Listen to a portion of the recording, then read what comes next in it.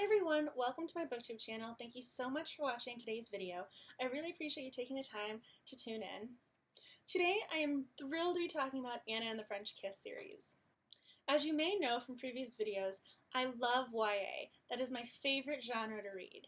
Anna and the French Kiss is a contemporary YA novel. I was so happy reading this book because the dialogue was witty, the characters were fun, and the storyline was just so sweet. One of my areas of expertise in school is actually film studies. Anna's dream of being a movie critic was something that really resonated with me. I love quirky films, and one of my favorite directors of all time is Wes Anderson.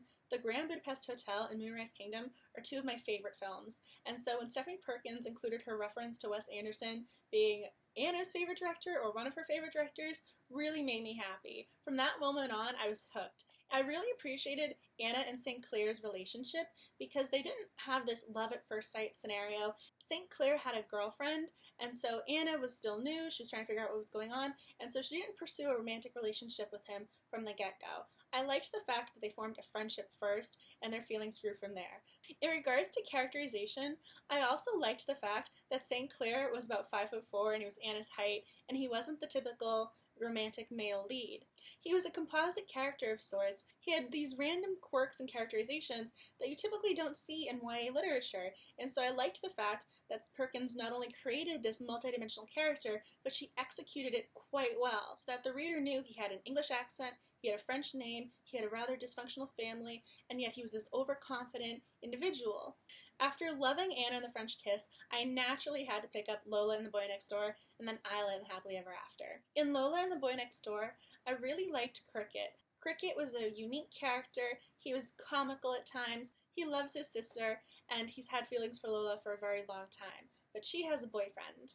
I liked Cricket's sister because she was very feisty and didn't shy away from telling Lola not to lead Cricket on, and considering the fact that she had a boyfriend, it wasn't necessarily out of the question for her to be worrying about her brother.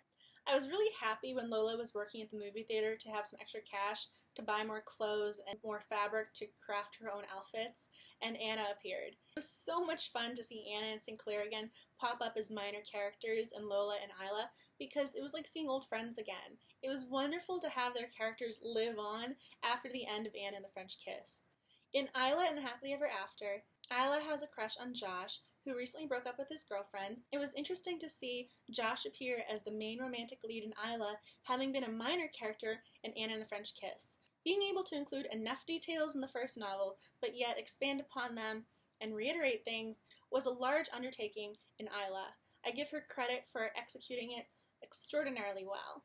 Unlike Anna and the French Kiss, in which St. Clair has a girlfriend, and then Lola and the Boy Next Door, in which Lola has a boyfriend, the only issues that Isla and Josh have are their own. They don't have a significant other or someone standing in their way from a new relationship blooming. For each book, not only were there different characters as the main focus points, but there were different locations, so Perkins' writing style remained constant, her witty dialogue and fun characterizations, but yet the different locations added a different element to the novels.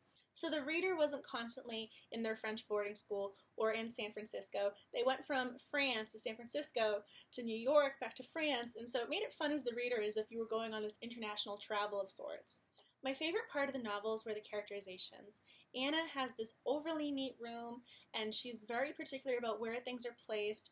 And Anna has this dysfunctional home life, not having a great relationship with her father, and similarly St. Clair also has issues at home, his parents being divorced and not necessarily getting along with his parents. The characters weren't caricatures, they were fully developed, they were multidimensional, and I was able to feel as if I was reading a person, not a character. And that's something that's very rare and hard to do, and so I was very impressed with Perkins' writing style and her ability to create such multidimensional characters and not have me ever leave the narrative.